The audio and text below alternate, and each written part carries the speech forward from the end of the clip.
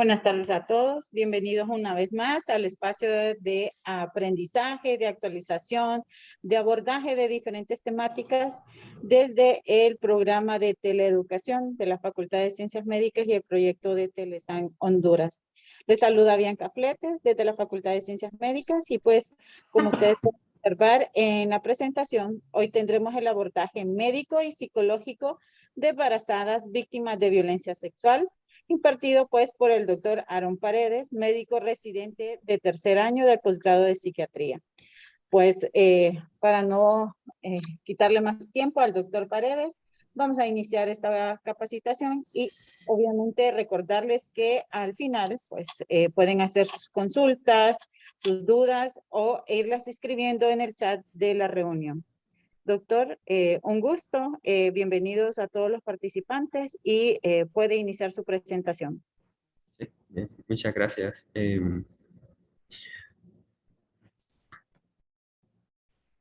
Solo para empezar, bueno, el tema, ¿verdad? Este tipo especial de violencia en la mujer embarazada, ¿verdad? Y cómo va a ser el abordaje tanto médico y psicológico, ¿verdad? El concepto del mismo pues viene de una amplia gama de actos, ¿verdad? Que pueden incluir dentro de lo que se denominaría pues violencia sexual. La organización pues incluye cualquier acto o intento de detener el acto, ¿verdad? Entonces, incluso ya entre los conceptos de coacción, coerción, forzar, ¿verdad? Que antes no se incluían. Entonces, la violación y el concepto, ¿verdad? Que conocemos incluye la penetración, el acto sexual sin consentimiento, ¿verdad? Ese es actualmente el concepto más que se maneja, ¿verdad? Pero como la perspectiva sobre la violencia sexual ha estado en aumento, ¿verdad? Ahora no solamente es un coito, ¿verdad? Un coito forzado, sino que también la coerción, que puede ir desde amenaza, ¿verdad? Intimidación, manipulación emocional, para conseguir lo que sería un acto sexual, ¿verdad? Aquí entran también otros conceptos como falta de consentimiento. Aquí ya se elabora sobre los aspectos de que no solamente las personas que pueden encontrar en estado de embriaguez o bajo medicamentos sedantes, por ejemplo, que pueden alterar el juicio y que se realiza un acto sexual durante ese estado. Entonces ahí se incurre en una falta en que la otra persona no estaba en su condición de dar como consentimiento, el consentimiento informado que manejamos, ¿verdad? Y recordar también que la violencia pues no solamente son los actos en el ámbito sexual, sino que también está el abuso físico, el abuso emocional, la explotación de las mujeres embarazadas, ¿verdad? La misma pues puede ser leve, ¿verdad? Que puede ser que la otra persona lo está presionando de distintas formas para obtener lo que sería una relación sexual.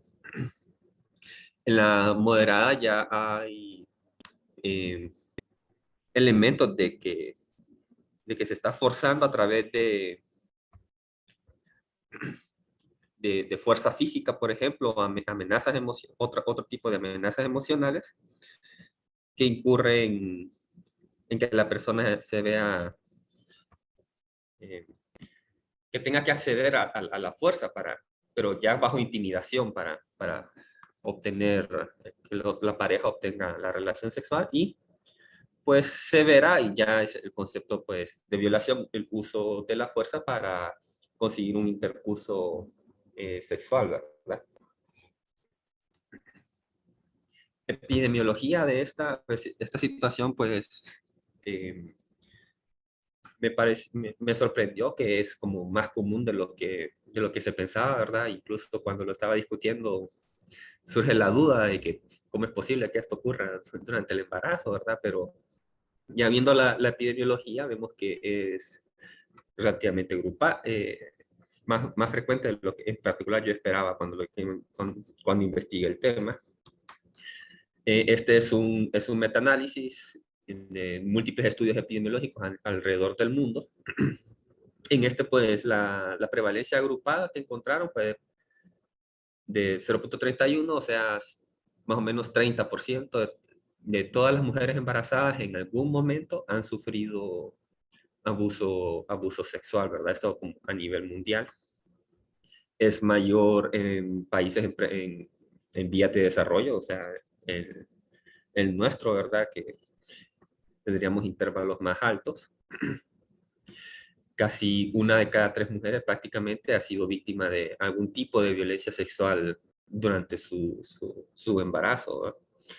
Y la prevalencia, pues, es bien heterogénea, pues varía desde países donde es menos de 1 en 10, como ser Japón, a países con extrema altas prevalencias, ¿verdad? Debido a factores culturales como está bien golpear a la mujer, o es de responsabilidad del hombre tener que educarla, ¿verdad? Que si la golpea es que en verdad la quiere porque la está protegiendo de ella misma. Entonces, la prevalencia de estos factores culturales determina una mayor prevalencia por ejemplo, en Etiopía, que es lo que estuve investigando, uno de los países que más lo reporta a nivel mundial. 6 de cada 10 mujeres prácticamente allá sufren violencia sexual durante sus embarazos, ¿verdad? Los factores de riesgo eh, los clasificamos entre mayores, menores, ¿verdad? Los mayores tienen que ver con una edad temprana, ¿verdad? O sea, adolescentes y mujeres en sus primeros años de adultez, que la hipótesis aquí es que ellas tienen menor experiencia en el ámbito de las relaciones y menores capacidades para juzgar el carácter de las personas. Entonces incurren en mayor riesgo de comprometerse en relaciones eh, que pueden terminar en abuso. La adolescencia también se asocia con un periodo del desarrollo de identidad y búsqueda de nuevas emociones que las puede poner en comportamientos de riesgo, ¿verdad? En particular el uso de sustancias, sea alcohol u otras drogas, ¿verdad? En parte porque las personas que tienden a usar estas sustancias es más probable que estén involucradas en actos criminales, ¿verdad? El hecho de manejar o vender drogas para algunas personas, ¿verdad? De generar recursos por los cuales pueden utilizar para impresionar a estas mujeres jóvenes, y que dándoles o el uso de las sustancias, pues no solamente también son más propensas a violencia, sino que también hay embarazos, puesto que menor utilización de métodos anticonceptivos, y luego durante el embarazo el patrón ya establecido de violencia solo es que se perpetúa, ¿verdad? Por eso este está en rojo, puesto que uno de los principales factores de riesgo, incluso dentro de estos mayores, es que si una mujer ya ha sido víctima de violencia doméstica, negligencia, abuso emocional, y más aún si ha llegado a golpes, ¿verdad? Es mucho más probable que también esta se perpetúe durante el embarazo, ¿verdad? Otros factores menores, estos en algunos estudios epidemiológicos reportaban que tenían menor como significancia estadística, ¿verdad? Entonces, el hecho de que la mujer o el hombre estén desempleados, ¿verdad? Que puede llevar a un mayor estrés mental, el hecho de estar esperando un nuevo integrante de la familia, mientras en un estado en el que los recursos están como limitados, ¿verdad? El hecho de que la mujer tenga obesidad también aparentemente la predispone a mayor riesgo, ¿verdad? Estos son factores relativos al individuo, tienen mayor homogeneidad transcultural, y lo otro, por ejemplo, lo que explicaba factores que pueden explicar el hecho de que en Japón sea tan raro y en Etiopía tan común, se debe a factores culturales y sociales. Factores culturales, pues ya conocemos, ¿verdad? La normalización de la violencia hacia la mujer con factores como tener que educarla, tener que dominarla. eh, juegan mucho. La prevalencia de estas creencias en la población es un marcador hacia que se traslada hacia mayor riesgo de las mujeres de sufrir estos tipos de violencia. Y luego también pues tenemos factores sociales. En este aspecto incluimos lo que serían aspectos legales, ¿verdad? Como por ejemplo el acceso a medios de protección, albergues, lo que se está haciendo ahora con las ciudades mujeres en algunas de las ciudades de Honduras, ¿verdad? El hecho de generar albergues, los centros de salud que tengan trabajadores sociales, personal capacitado para brindar cierta estructura de apoyo a estas personas, ¿verdad? De iglesias. Aquí tiene que ver la organización social, ¿verdad? Y este es un factor, todos estos factores como que dependiendo de su lugar donde están practicando, ¿verdad? Tendrían que llegar a por lo menos conocerse si qué iglesias pueden brindar atención o albergue a mujeres que son víctimas de violencia, ¿verdad? No solamente en el ámbito sexual, sino que también violencia doméstica, ¿verdad? Que es un tema que ya se está como hablando mucho más. Y otro factor importante es la aplicación de la ley, por ejemplo, en el hecho de que Japón, por ejemplo, es un país que se caracteriza por altos niveles de cantidad de policías, por densidad de población, y Etiopía es todo lo contrario, ¿verdad? Es pues, una democracia, se ha entendido, una democracia que es prácticamente nueva en este juego y hay mucho corrupción, la aplicación de leyes, si se pone una denuncia, que también es es un problema relativamente que es de consideración aquí en Honduras, ¿verdad? Muchas personas que no ponen denuncia porque no se hace nada y si se pone la denuncia, eh, ¿cuál va a ser la pena? Tal vez un par de días y después el hombre sale libre. Entonces, y después la protección en bases continuas ya es mucho más difícil de lograr que de un solo evento de agresión, ¿verdad? Entonces son como factores tanto de la persona como cultural y social que entran en juego, ¿verdad? Un factor que combina lo cultural y lo social es el hecho de que eh, aprendizaje de violencia por pares, un fenómeno que se da cuando, si por ejemplo el hombre tiene su círculo social con amigos, sus amigos que también practican este tipo de creencias, hay como un contagio de las mismas, ¿verdad? Entonces el hombre que tal vez inicialmente no era violento, pero por hacer la integración a un círculo social, pues tiene que pasar como estos ritos de iniciación en el cual pues puede adquirir estos comportamientos para como poderse mezclar con el grupo, ¿verdad? Entonces ese es un hecho que también refuerza estas conductas, ¿verdad? En cuanto a síntomas, ¿verdad? Hay dos tipos de síntomas.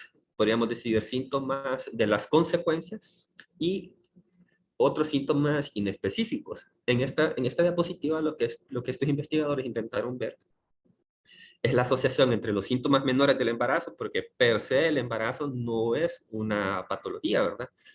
Pero es común que durante el embarazo se den náuseas, vómitos, cansancio, dolor de espalda, ¿verdad? Acidez estomacal, estreñimiento, flujo vaginal, calambre, ¿verdad? Etcétera. Contracciones de Braxton Hicks, y infecciones urinarias, relajación de la cintura pélvica, infecciones, ¿verdad? Entonces, todo esto eh, es usual, se puede dar durante el embarazo y se puede considerar hasta normal, ¿verdad? Entonces, este fue un estudio de cohorte, fueron siguiendo a las mujeres durante el embarazo y lo que fueron determinando es el hecho de que si la mujer sufría de violencia sexual, la prevalencia de estos síntomas era más común.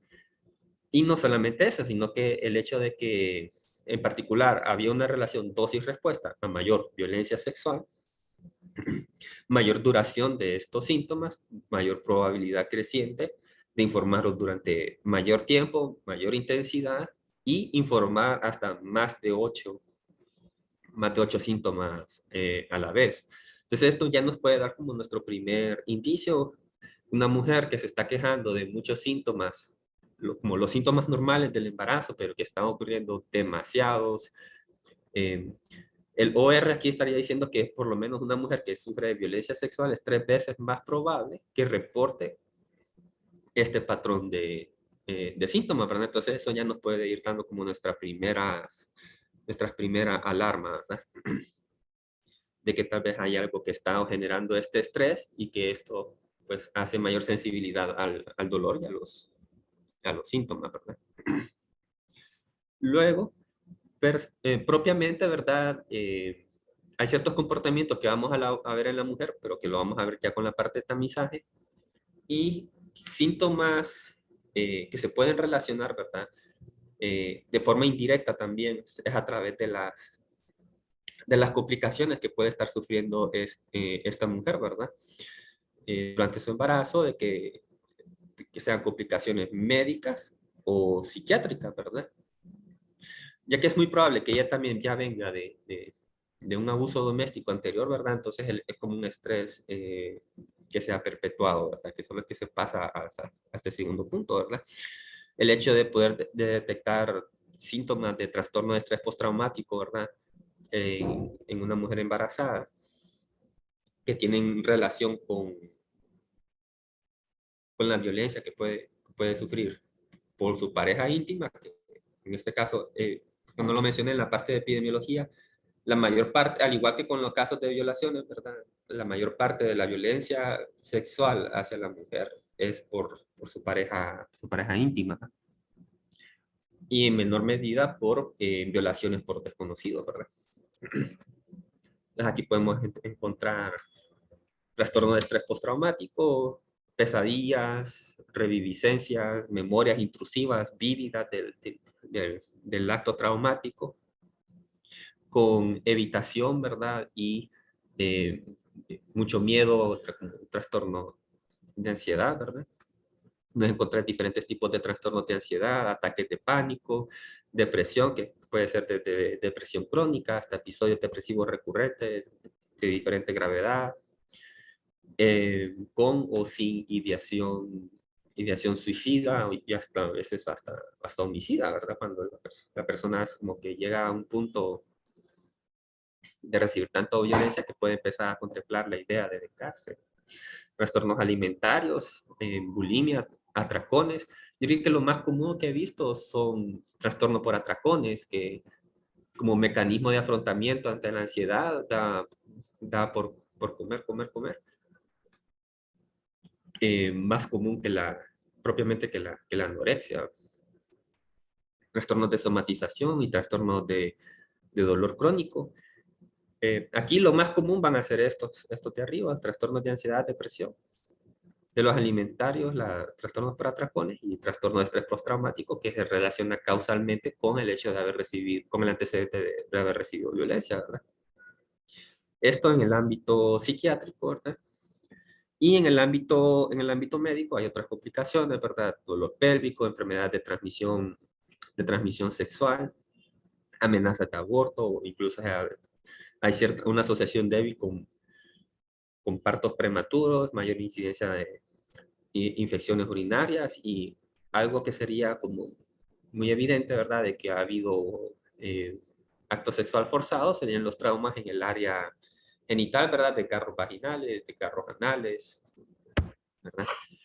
Esto combinado con que el paciente en el ámbito médico puede no solamente ser víctima de violencia sexual, sino que para la coacción que ocurre para la violencia sexual incurra en abuso físico, y que la paciente pues llegue con traumas, quemaduras, que pueden ser trauma craneoencefálico, ¿verdad? Quemaduras en las diferentes partes de su piel, ¿verdad?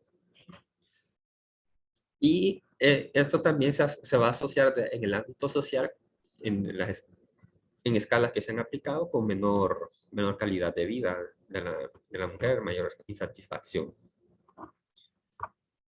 Entonces, ya teniendo algunos de elementos, ¿verdad?, que hay que considerar, es muy importante que nosotros realicemos el tamizaje. Incluso el CLAP, que es el cartón perinatal, tiene un apartado en el que se debe preguntar el hecho de que si hay violencia, y se puede hacer la especificación de qué tipos de violencia, ¿verdad? Si es violencia doméstica, incurre en abuso emocional, físico, y si ha habido, pues, abuso sexual, ¿verdad?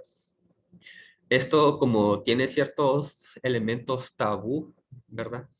En diferentes estudios han observado que en las prácticas de detección, ¿verdad?, los médicos, o incluso obstetras, ginecólogos, la mayoría de ellos, pues, realizan, muy rara vez realizan el tamizaje o la detección temprana, al menos de que cuando ya hay como signos evidentes, ¿verdad?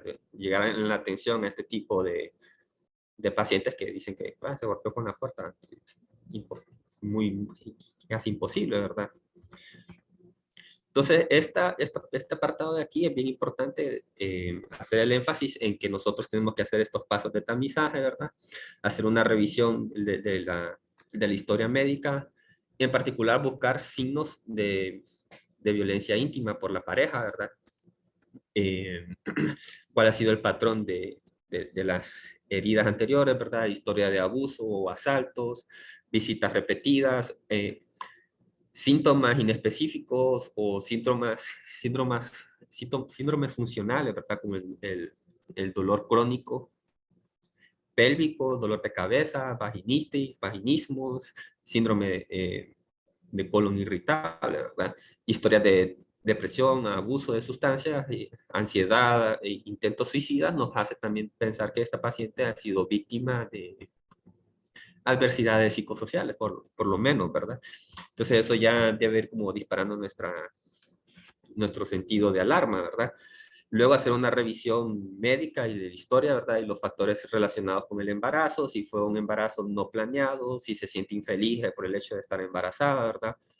Como ya vimos, una mujer joven, que es madre soltera, ¿verdad? En particular para otro tipo de asaltos, o el hecho de ser madre que no tiene una red de apoyo, no tiene hermanos, no tiene un padre que le dé protección, ¿verdad? Entonces, una mujer aislada es más vulnerable. El hecho de tener múltiples partos, ¿verdad? Las grandes multíparas son más probables que también sufran de este tipo de violencia, ¿verdad? Que llegue tarde o que falte a la cita, ¿verdad? Y abuso de sustancias, ¿verdad? Que en la teoría de la automedicación pueden utilizarse como mecanismos de afrontamiento ante el estrés recibido, ¿verdad? De este estímulo aversivo. Otras circunstancias, que estas son cosas que ya vamos a ver dentro del comportamiento de la mujer, ¿verdad? Que muestra poco respuesta emocional, se muestra como asustada, deprimida, ansiosa, ¿verdad? Síntomas de estrés postraumáticos, eh, o que es muy sumisa, ¿verdad? Entonces eso también nos puede dar como pistas de que, o que muestran exceso de no llega a establecer relación de confianza con nosotros, ¿verdad? Muchas veces también la pareja tiende a ser sobrecontroladora, ¿verdad?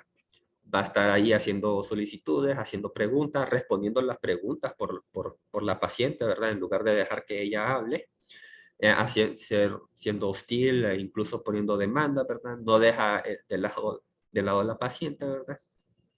Y monitorea lo que la paciente está respondiendo en estas circunstancias, ¿verdad? Entonces son comportamientos que también, combinado con el comportamiento de la mujer y el comportamiento de la pareja, nos da la pista, ¿verdad?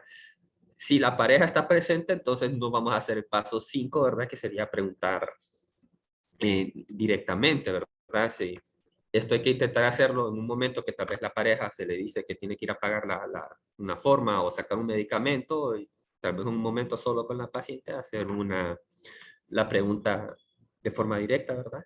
Explicar los asuntos de confidencialidad, ¿verdad? Y Esto ya es dependiendo de aspectos legales, ¿verdad? Tengo entendido que para niños es obligatorio hacer la denuncia de abuso sexual, para personas adultas eh, tiene que asesorárseles, dárselas asesoría, pero no se les puede hacer como la denuncia por ellos, ¿verdad?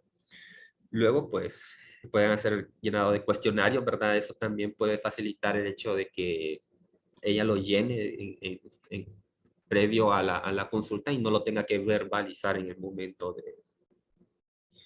de eso, ¿verdad? Y nuestra preparación, ¿verdad? La confianza de que algo tenemos que ofrecerle, porque una situación de frustración puede ser que no sé qué hacer con esta paciente si me dice, si tiene una crisis en ese momento, no saber qué hacer, entonces mejor no hago la pregunta para que así no surja el tema y termino mi chequeo perinatal y siguiente paciente, ¿verdad? Entonces esto vamos a ver un poco más ya parte del abordaje, ¿verdad? Eh, de esto no encontré como algo específicamente contra la violencia sexual, pero como el principal factor de riesgo es la violencia por la pareja, ¿verdad? Esta siempre, muy comúnmente tiene un patrón, ¿verdad? En la primera fase hay eh, aumento en la tensión, hay enojo, culpas, discusiones, ¿verdad? Y luego ocurre lo que es los incidentes de violencia, ¿verdad? Física, emocional. Y aquí donde podríamos incluir que puede haber incluso violencia sexual, ¿verdad? Y aquí, pues luego la persona que realizó la violencia se disculpa, pide perdón, hay una fase de luna de miel en que se vuelven a reconciliar, se vuelve a crecer la esperanza hasta que el ciclo se repite, ¿verdad? La característica entre la parte del incremento en la tensión y la explosión es la negación, ¿verdad? Y luego en la parte de la luna de miel, la negación se refuerza por las conductas positivas de la pareja que luego terminan en una repetición del mismo.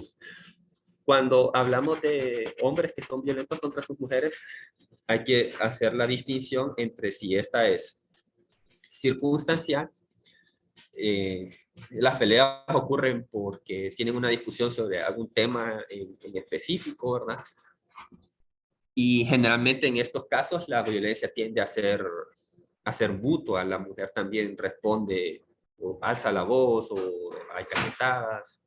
Entonces esas circunstancias se deben más que todo a una escalación de la violencia y rara vez terminan en una violencia severa, ¿verdad? Ese es como el primer patrón. Ahí se puede trabajar con la pareja. Ambos tienen que manejar sus situaciones de ira, ¿verdad? Control de impulsos y se puede hacer terapia individual con ambos y hasta se pueden reconciliar.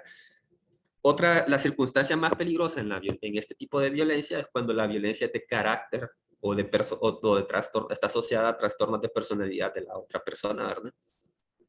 Aquí es como algo que está hasta cierto punto premeditado, no hay un desencadenante específico y la violencia casi siempre tiende a ser unidireccional, ¿verdad? Hacia el hombre, hacia la mujer, ¿verdad? Y independiente de las circunstancias, aunque ella esté embarazada, ¿verdad? Entonces, aquí en la parte del abordaje lo dividí por tiempo, ¿verdad? Para que podamos ir pensando en qué hacer ante esta situación, ¿verdad? Antes del acompañamiento, o sea, antes de que estamos hablando de niñas, adolescentes, ¿verdad? Programas de educación sexual en los centros de salud que tienen, generalmente hay escuelas aledañas, entonces se puede hacer por lo menos conciencia de lo que serían los derechos reproductivos, el derecho al consentimiento, ¿verdad? De participación en actividades sexuales, ¿verdad? Y ir retando estas normas culturales que ponen a la mujer en peligro, ¿verdad? Durante los periodos de cortejo, ¿verdad? Estos, en particular, formaciones de nuevas parejas, adolescentes, adultos jóvenes. Estamos hablando sobre educación en la formación de pareja, ¿verdad? Cómo reconocer banderas rojas, el hecho de que sea agresivo con otras personas, después significa que cuando se junten en pareja es muy probable que sea agresivo contigo, con la persona, nada más que en el enamoramiento hay un filtro mental que evita ver esa información, ¿verdad? Pero si a la mujer se le educa sobre estos factores, ¿verdad? Es más probable que reconozca estos peligros y no entre en relaciones peligrosas, ¿verdad? Y programas de consejería, ¿verdad? En escuelas y colegios en particular, ¿verdad? En los trabajos para mujeres que ya han sido víctimas en algún momento, ¿verdad? Cuando las parejas pues ya están formadas, educación sobre derechos, características de la violencia, ¿verdad? Más o menos el patrón que habíamos visto anteriormente. Para aquellos que son circunstanciales, habilidades de comunicación y resolución de problemas tienden a ser muy, muy útiles. En este aspecto, las consejerías de pareja, ¿verdad? Y finalmente, al ya estar ocurriendo la violencia, ¿verdad? La víctima, aquí lo dividí en dos aspectos. Esta puede ser crónica, ¿verdad? Generalmente siempre es por la pareja. Un abuso sexual por un desconocido generalmente va a ser una sola ocasión y después la mujer no va a evitar ese tipo de situaciones de riesgo, ¿verdad? Estarían aquí programas de tamizaje, ¿verdad? Que es lo que hablamos anteriormente, tener esta detección temprana. Si es de un problema de personalidad de la pareja, entonces la creación de un plan de seguridad, cuáles son los albergues, cuáles son las líneas en las que puede poner la denuncia, qué opciones hay, si hay programas de ayuda que le puedan conseguir un trabajo, ¿verdad? Y que al tener cierta independencia, pues se pueda órdenes de alejamiento, ¿verdad? Que incurriría en esa parte de la protección legal. Aquí es darle a la mujer cuáles son sus opciones y si tiene la oportunidad el trabajador social es que generalmente realiza esta información y el psicólogo o incluso nosotros como médicos, incluso a nivel general, podemos hacer, esta es nuestra idea, la principal función, ¿verdad? Detectar estas mujeres durante el control prenatal, ¿verdad? Las víctimas agudas pues tienden a ser o por una pareja o aquí incurrimos la posibilidad de que una mujer embarazada que fue víctima de una violación por un desconocido, ¿verdad? Aquí pues se tiene que hacer, generalmente estas son más dramáticas y pueden tener mayores consecuencias, ¿verdad? Se debe realizar el abordaje médico de urgencia, garantizar la seguridad de la paciente, un tamizaje de infecciones de transmisión sexual, incluyendo sífilis, VIH, ¿verdad? Infecciones de transmisión urinaria que no ocurren en el momento inmediato. Ser muy cuidadoso, ¿verdad? Evitando la revictimización.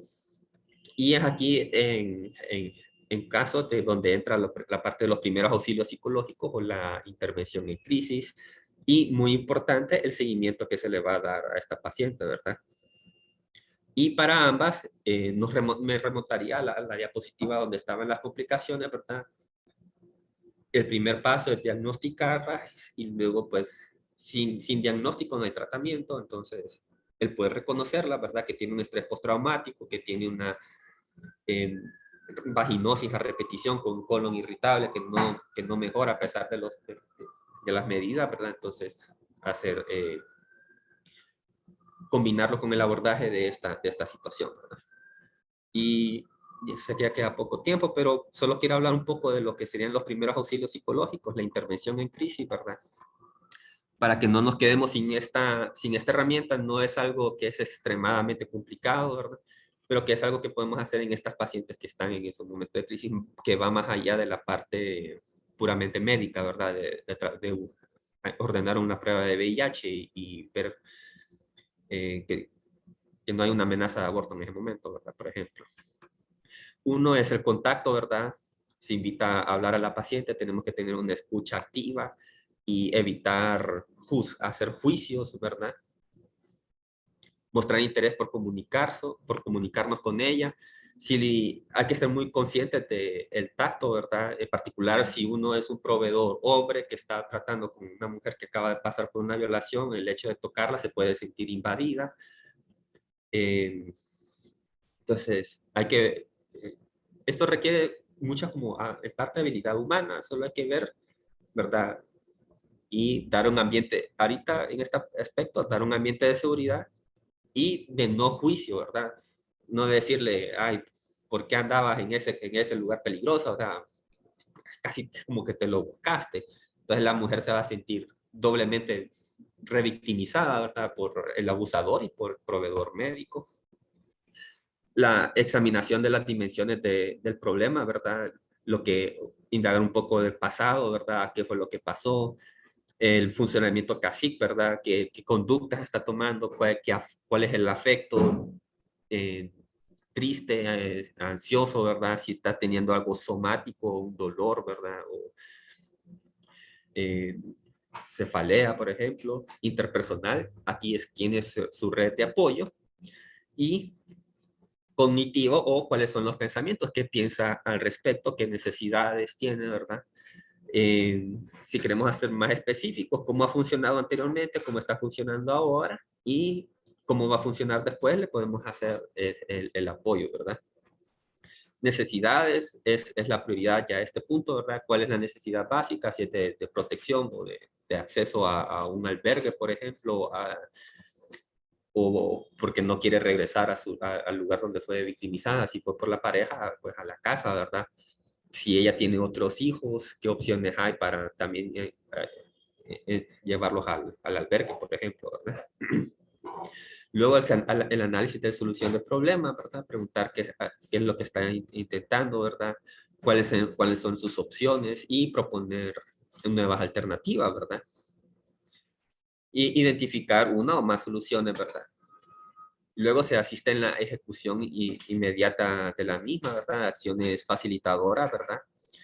El cual hablas, le preguntas qué opciones, ¿verdad? O si no ha pensado en algunas otras opciones, o mira, aquí te puedo contactar con la trabajadora social, ella te puede dar los contactos de los albergues, etcétera, ¿verdad? O acciones directas, yo actúo en tu beneficio, espérame aquí, yo voy por la trabajadora social, o yo ahorita mismo hablo a tal albergue y ya te consigo un cupo, por ejemplo, ¿verdad? Y importantísimo el seguimiento, ¿verdad? Puesto que en el momento agudo puede ser que solo tenga una reacción de estrés agudo, la paciente está como en un choque emocional, pero que a medida se va consolidando la memoria del trauma, puede entrar en estrés postraumático o en un trastorno depresivo y que empiece como con ideación suicida, ¿verdad? Entonces aquí hay que, ya, aquí es la parte importante del seguimiento, ¿verdad? Siempre por lo menos dar una cita a esta paciente o pues, ahora con la posibilidad de seguimientos telefónicos, ¿verdad? Pero intentar que no se pierda, ¿verdad? En el contacto, pues cosas que hacer, escuchar de forma activa, ¿verdad? O contar cosas que no hacer, contar propia historia, juzgar, ignorar, ¿verdad? En cuanto a las dimensiones del problema, hacer preguntas abiertas, pedir a la persona que sea concreta, evaluar mortalidad o riesgo, ¿verdad? Si es riesgo depresivo, riesgo de homicida, o qué no hacer, pues depender de preguntas sí y no, porque esto nos da información cerrada, que se nos pierde en una abstracción continua, que no llega a, al grano de las condiciones de peligro, al momento de ofrecer las soluciones, ¿verdad? Que sea como una lluvia de ideas, trabajar de manera directa, ¿verdad? El establecimiento de prioridades y los obstáculos, ¿verdad? Que no se examinan, pues pueden que queden ahí. Acciones concretas, ¿verdad? Un paso a la vez, establecer metas a corto plazo, hasta cierto punto aquí se permite ser directivo, ¿verdad? Mientras aquí intentar resolverlo todo, ¿verdad? Y ser tímido, no tomar decisiones cuando parece necesario por la paciente, ¿verdad? Y en cuanto al seguimiento, ¿verdad? Pues aquí hablamos, ¿verdad? Los pasos de acción y las otras cosas que vamos a detectar. Y aquí es dejar detalles en el aire y siempre intentar darle como una cita con día, fecha y hora y dejar un contacto de que si no viene, pues con la posibilidad de hacer la llamada, ¿verdad? Bien. Y solo para terminar, ¿verdad? Esto es algo que venimos hablando de que la mujer viene siendo víctima. No es precisamente violencia sexual, ¿verdad? pero es algo que nosotros como proveedores podemos haber realizado incluso en su momento, ¿verdad? Mientras estamos estudiando. Este fue un artículo publicado en el 2015 en la prensa, y después de este han salido otros reportes, ¿verdad? De que el maltrato que reciben las mujeres embarazadas, ¿verdad? Lo llaman violencia obstétrica, ¿verdad? Entonces, ver la posibilidad de que la mujer viene de medios difíciles, con mucho estrés, una de cada tres pudo haber tenido un antecedente de violencia sexual, incluso durante el embarazo, y tomar todas estas consideraciones, ¿verdad? Darles el mayor trato humano que sea posible y qué es lo que esperamos estar logrando con este tipo de actualizaciones, ¿verdad? Esa sería la presentación. Ok, gracias, doctor Paredes, por la información que nos ha brindado este día, ¿verdad? En el desarrollo de su presentación. Si tienen alguna consulta, alguna duda, pregunta, pues este es el momento para que la puedan abordar.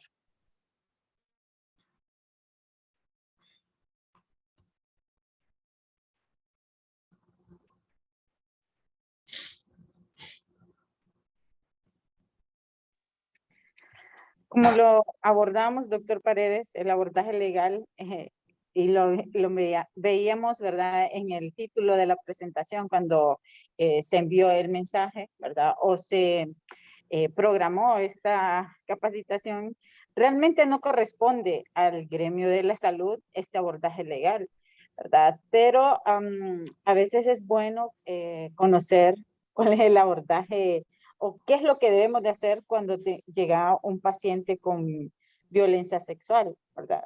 Y realmente seguir el protocolo o los pasos ya establecidos, ¿verdad? A nivel legal, obviamente, ¿verdad? En esta parte de delitos sexuales. Una de las cosas importantes, y creo que cada uno de ustedes en sus unidades de salud debe recomendar, es que no se quite la ropa, que no se bañe, ¿verdad? Si en todo caso el embarazo fuera de un delito sexual o un abuso, ¿verdad? Y que no se bañe, que vaya a interponer la denuncia, ¿verdad? En la Fiscalía de turno o centro integrado, como le llaman actualmente. Pues en este caso, el fiscal de turno tendrá que tomar la denuncia y emite un proveído, que es un documento jurídico de trámite, para que se pueda remitir, ¿verdad?, la víctima de violencia sexual a medicina forense, en este caso para una evaluación general, una evaluación que conlleva una historia clínica, que lleva un examen físico completo, donde en el examen físico completo también hay un examen vaginal, como muy bien lo mencionó el doctor Paredes, y obviamente en el examen físico se busca la evidencia de signos de violencia, lesiones genitales y paragenitales, que lo mencionó también el doctor Paredes dentro de su intervención, y obviamente la toma de muestras, ¿verdad? Tanto de sangre para ver los tóxicos, las drogas de abuso, también de orina y de posible ADN, así también como la toma de fluidos corporales que se puedan obtener. Una vez que tengan esto, también el fiscal puede remitir a esta persona o a esta paciente, ¿verdad? En todo caso, a una evaluación psicológica, que es el abordaje que esta tarde ha dado muy bien el doctor Aaron Paredes en el ámbito médico y en el ámbito psicológico. Después de que uno ya tiene esa remisión, pues entonces el fiscal, en este caso, emite entonces la orden judicial, ¿verdad?, para poder proceder si en todo caso se encuentra culpable o evidencia de un delito sexual. Y así como en términos generales, eso era como para que no dejáramos ese abordaje legal que estaba contemplado de alguna manera en el tema, ¿verdad?, que no compete de alguna manera al personal del área de la salud, como ya lo mencionábamos con el doctor anteriormente, pero que sí es bueno conocer algunos aspectos, ¿verdad?, básicos para poder de alguna manera dirigir a estas personas en cuanto llegan a un nivel de atención en cada una de sus unidades. Si alguien tiene algún comentario, alguna duda, pues esperamos que abran algún micrófono o algún mensaje por el chat.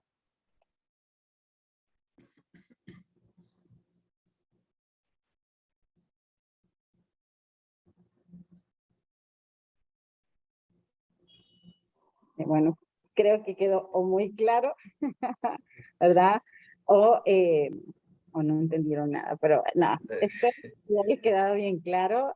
Por lo menos estos son como un abordaje general, ¿verdad? De cómo se puede abordar desde la perspectiva, pues, de un especialista en psiquiatría, ¿verdad? Un abordaje médico, psicológico, que podamos de alguna manera tomar algunos datos, algunas tips, por ejemplo, recomendaciones que nos dan desde los servicios, en este caso del posgrado de psiquiatría, para la intervención de ciertas personas, en este caso de embarazadas, por medio de violencia sexual. Para despedirnos, doctor Paredes, algunas palabras como de cierre para esta charla del día de hoy. Pues siempre recordar, ¿verdad? En los extremos está el mayor riesgo, paciente muy joven o paciente muy adulta con múltiples partos, prestarles más ojo. Creo que más que todo lo que dije, lo más importante fue la parte del tamizaje, ¿verdad? No tener miedo de hacer esta pregunta, está en el clave que tienen que preguntar, ¿verdad? Pero incluso hacerlo ya específico, si sobre violencia doméstica, si sobre violencia, cuál es el grado, ¿verdad? Y poder ofrecerle, ¿verdad? Un principio de una intervención en crisis, y a veces no es algo que tenemos que quedarnos no solamente nosotros, sino que conectarlas con servicios de psicología, trabajo social, ¿verdad? Que pueden tener diferentes programas, incluso en la iglesia, pero si la paciente queda en el aire, nunca lo llega por pena a decírselo a alguien, es algo que se puede perpetuar hasta que ocurra, incluso pueden ocurrir fatalidades, ¿verdad? Que pudieron haber sido prevenidas. Así es, doctor. Gracias por esas palabras y como recomendaciones y hacer ese énfasis que realmente la persona es un ser integral y que al ser un ser integral, pues necesita de los diferentes servicios, de los diferentes especialistas y de los diferentes sectores, vamos a decir, sociales, que de alguna manera pueden influir en la vida de cada uno de nosotros. Agradecemos a todos ustedes, siempre el posgrado de psiquiatría por medio del doctor Aarón Paredes, su disponibilidad y el desarrollo pues de esta charla, su preparación y sobre todo a los participantes que se pudieron conectar el día de hoy a esta jornada pues de capacitación. Hay algunas felicitaciones, gracias por la excelente presentación, doctor. Pues también nos unimos a las felicitaciones de los participantes y pues los esperamos el próximo jueves. Siempre estar pendientes de los grupos que están en las redes sociales para que puedan estar pues activos en cada jueves en estas jornadas o ciclos de capacitación. Estamos pendientes con subirles los videos de las últimas 3 charlas, ¿verdad? Estamos haciendo todo lo posible para hacer la gestión y que ustedes puedan, pues, nuevamente visibilizar las charlas que se han desarrollado y que los que no pudieron, pues, participar de dichas charlas puedan tener el contenido a la mano. Agradecemos a cada uno de ustedes, que tengan una feliz tarde y los esperamos el próximo jueves. Hasta luego, pasen un buen día. Gracias.